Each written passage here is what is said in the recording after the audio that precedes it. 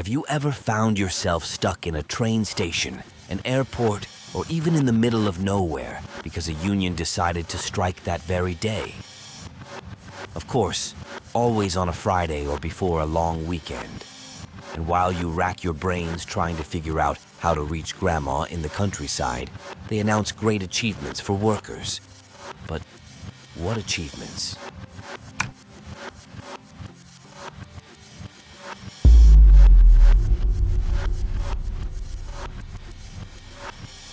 Unions, a fundamental institution for workers' rights, often find themselves in the middle of paradoxical situations. On the one hand, you announce them with a bang. We've got better conditions for everyone. On the other, the reality, a raise of 5 cents an hour, valid for 10 years. And you, the average worker, don't know whether to laugh or cry. And do we want to talk about the press releases? General strike to protect workers' rights. But the details? Times and methods to be defined. Of course, because it is always better to keep everyone in the dark, lest anyone manage to plan their life. Then there are the times when unions engage in negotiating with companies or the government. These meetings often feel more like a chess tournament, but with an unwritten rule. No one wins. The slogans are fiery, but in the end, the compromise always seems a little too convenient. And who has never witnessed the folkloric moment of strikes?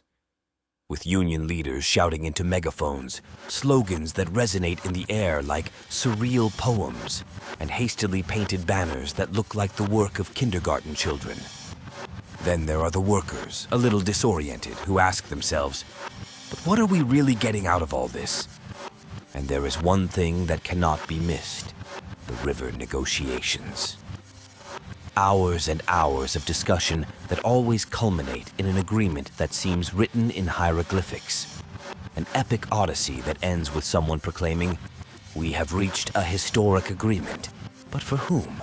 Perhaps only for those who organize the final buffet.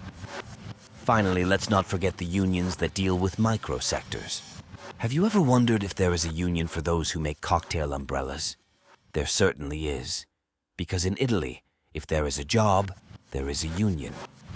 And while the big strikes continue, who really pays the price for all this? Us. Us trying to live our normal lives and finding ourselves regretting the day we chose to travel by train. And then there's that epic moment. The union elections. When the representatives bring out the best in themselves. I'll do everything. You vote for me. But wait. There's always someone who responds, "No, thank you. There was a previous case where you did nothing, and I'm sure you never will." The room fills with tension, like in an Italian soap opera. Finally, the votes come in, and you look at the results thinking, but who voted for them? I certainly didn't. Ah, Italian unions, between theater, politics, and a pinch of Italian comedy. Whether you are a worker, a student, or simply a spectator, you can be sure of one thing. The next time a union calls for a strike, know that it will not be just a protest. It will be an event, and you, willingly or not, will be part of the show. What do you think? Do you agree, or have you had different experiences? Tell us in the comments, and don't forget to subscribe for more funny videos like this.